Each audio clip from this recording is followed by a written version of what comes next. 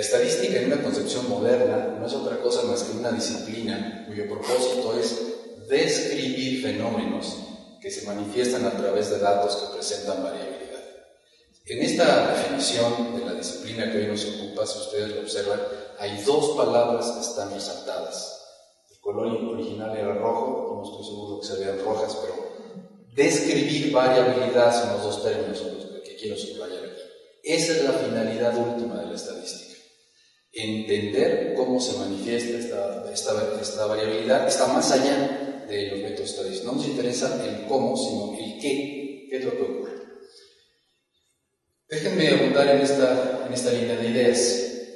La estadística, entonces, repito, tiene como propósito fundamental describir fenómenos que se manifiestan a través de datos que presentan variabilidad. ¿Qué tiene que ver la estadística con ustedes en su vida cotidiana? No necesariamente como estudiantes de matemáticas universitarios, sino en su vida cotidiana. ¿Quién de ustedes ha sido vacunado alguna vez en su vida? Todos, espero.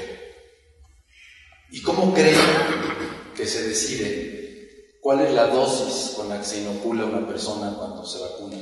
¿O cómo creen que se determina la dosis con la que se producen las aspirinas o cualquier otro tipo de medicamentos? Lo que hay detrás de esa decisión en los laboratorios farmacológicos es un análisis estadístico. ¿Cómo es que ocurre que cuando uno va a comprar una pieza de ropa, en el almacén, en la tienda en donde uno acude, tienen la ropa de la talla correcta? ¿Por qué es que tienen la talla correcta? ¿Por qué no ocurre que siempre nos queda mal, siendo que no todos tenemos la misma talla? Bueno, lo que hay detrás de eso es un estudio de mercado para establecer cuáles son las diferentes tallas en la población y, más importante, en qué proporción se presentan las diferentes tallas en los distintos mercados. Por supuesto, el caso de los zapatos es básicamente la misma historia. No todos calzamos el mismo número. Y la pregunta es, ¿por qué siempre hay en las zapaterías zapatos para todos? Pues porque hay un estudio estadístico de la variabilidad de tallas en el calzado. Este tipo de ejemplos podemos mencionar muchísimo. Todos estos son ejemplos de aplicaciones de la estadística que, de no existir, simplemente no nos permitirían llevar la vida que llevamos en este momento.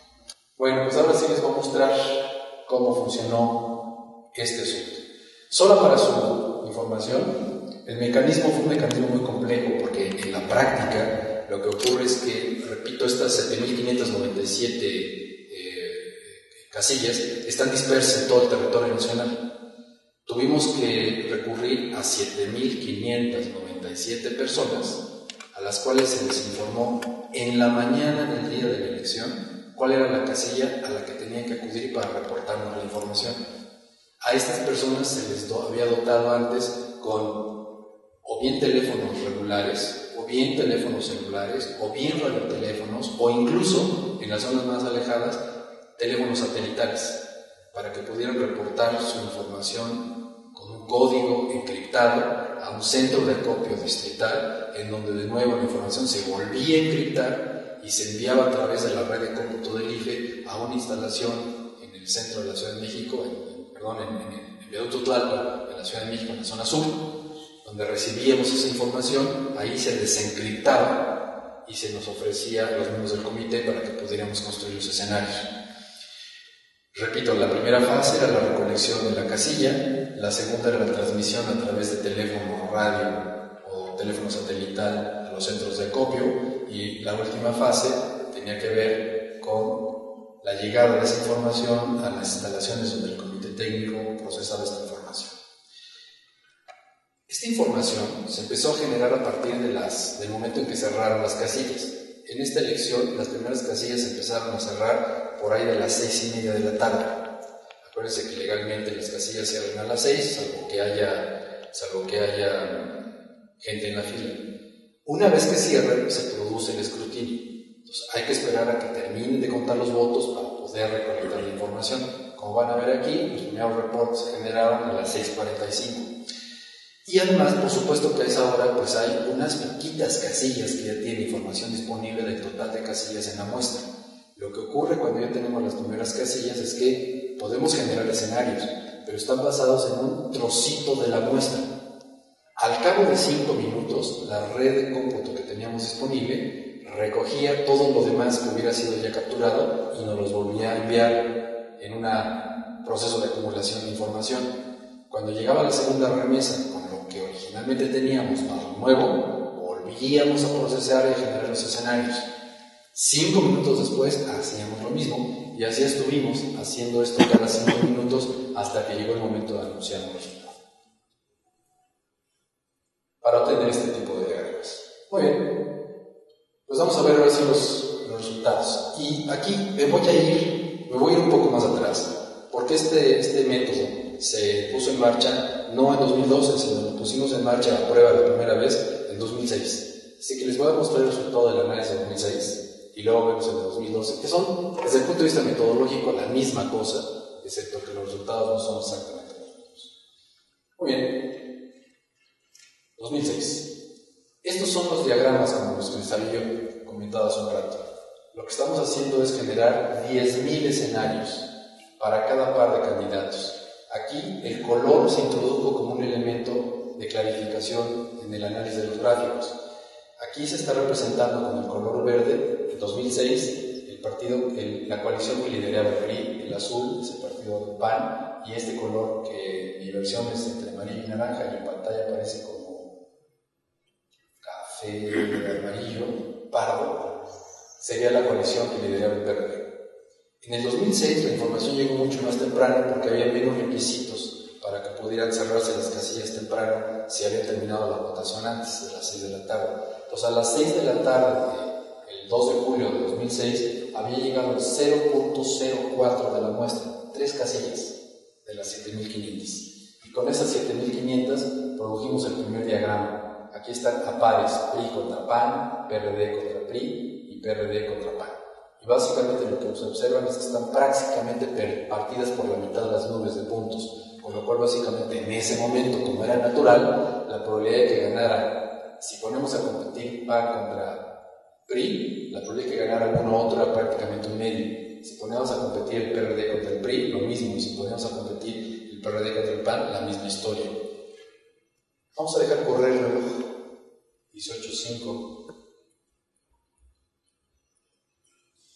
18.45. A las 18.45 ocurre que en el diagrama que enfrenta a PAN con PRD, lo que ocurre es que la probabilidad de uno es 0.52, por lo tanto la del otro es 0.48. Esos dos estaban empatados a todo propósito práctico.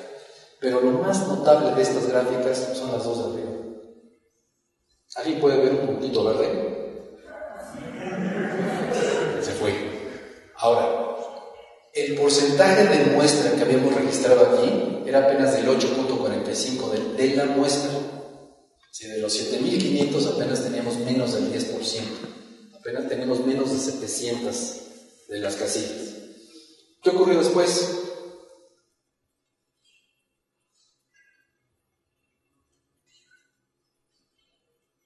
Por ejemplo, a las 8 de la noche. Estas nubes se están haciendo cada vez más pequeñitas porque lo que ocurre con la inferencia estadística, conforme crece el tamaño de la muestra, es que uno tiene información más precisa. Se está concentrando la información. Eso no es aparente en el diagrama de abajo porque estamos cambiando la escala para poder ver con detalle lo que está ocurriendo. Pero esa nube también se está haciendo cada vez más pequeñita. Sin embargo, lo que es notable aquí es que sigue habiendo una disputa muy importante, aunque ahora la probabilidad del azul es 0.2 y la probabilidad del amarillo es 0.8. Ojo, de nuevo les pido que ustedes tomen en cuenta que en este momento no teníamos la información completa de la muestra. Teníamos en este momento el 59% de la muestra a las 8 de la noche.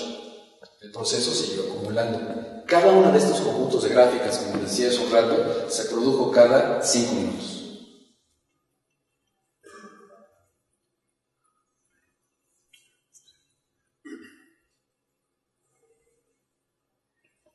El efecto del Wester.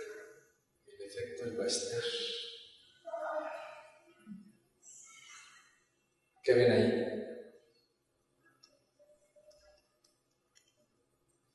Si comparan el PAN con el PRI, el PAN gana y decae. Si comparan el PRD con el PRI, el PRD gana y decae. Y aquí gana el PAN.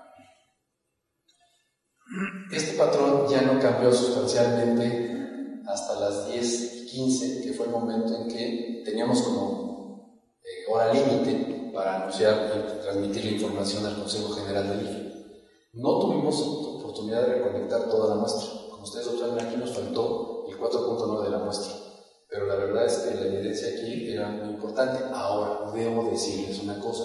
Este fue uno de los 3 modelos que se utilizó para pronosticar los resultados de la elección.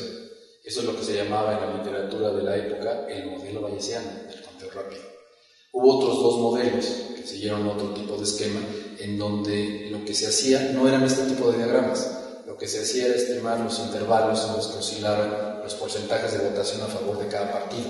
Y lo que se observaba en estos 2 casos es que estos intervalos se traslapaban un poquito a esta hora, por lo cual los responsables de estas metodologías decían que no podían asegurar que necesariamente uno iba a ganar al otro, porque había este traslape. En este tipo de esquema que les acabo de mostrar, la idea del traslape simplemente es inexistente. Bueno, para terminar, déjenme mostrarles lo que vimos hace unos meses, en julio del año pasado. Ahora tenemos de nuevo azul PAN, amarillo PRD y ahora rojo, el color que eligieron para sus camisetas.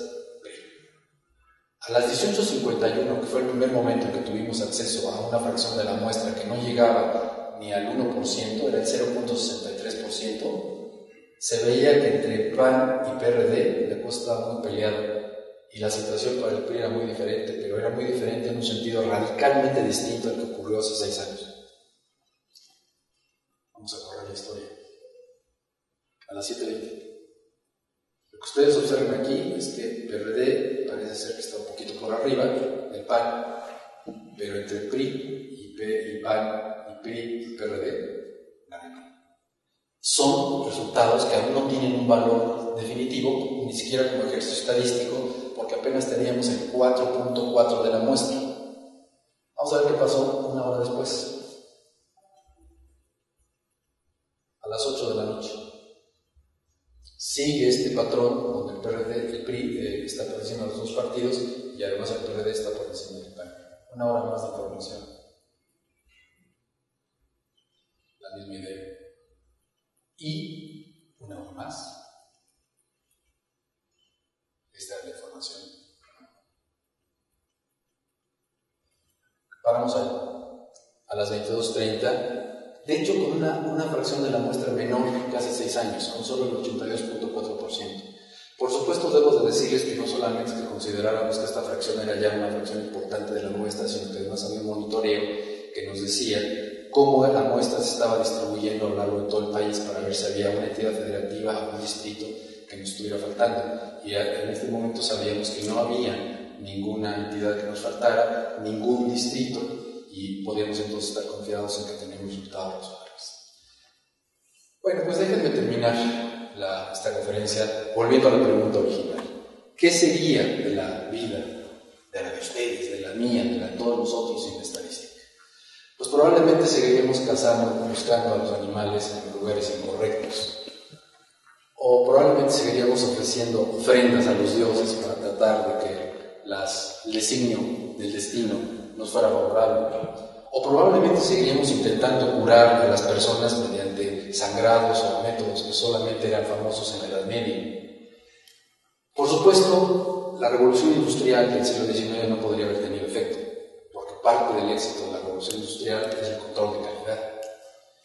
Seguramente no habría investigación agrícola, no habría mejora de cultivos, tampoco habría investigación farmacológica, no habría producción de nuevos medicamentos, no habría forma de establecer la dosimetría.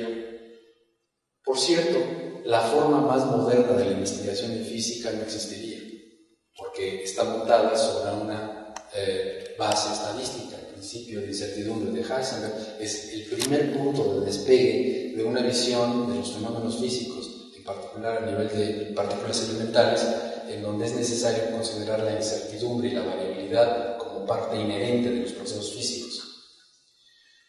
Seguramente no podríamos desarrollar políticas públicas ni hacer planeación porque no tengamos conocimiento de cómo está la variabilidad entre grupos humanos, entre seres humanos, entre lugares geográficos. En suma, muy probablemente no podríamos conocer cómo es nuestro planeta, cómo es nuestro entorno. Y de hecho, no sabríamos cómo es el universo que nos rodea. La astroestadística, solo se los menciono, es una disciplina reciente que está muy bien establecida ahora. La verdad es que sería una vida muy pobre y mucho menos divertida. Déjenme terminar, por último, con una cita que leí recientemente de un famoso literato latinoamericano, Mario Vargas Llosa, que dice: la incertidumbre es una margarita cuyos pétalos no se terminan jamás de deshojar. Muchas gracias.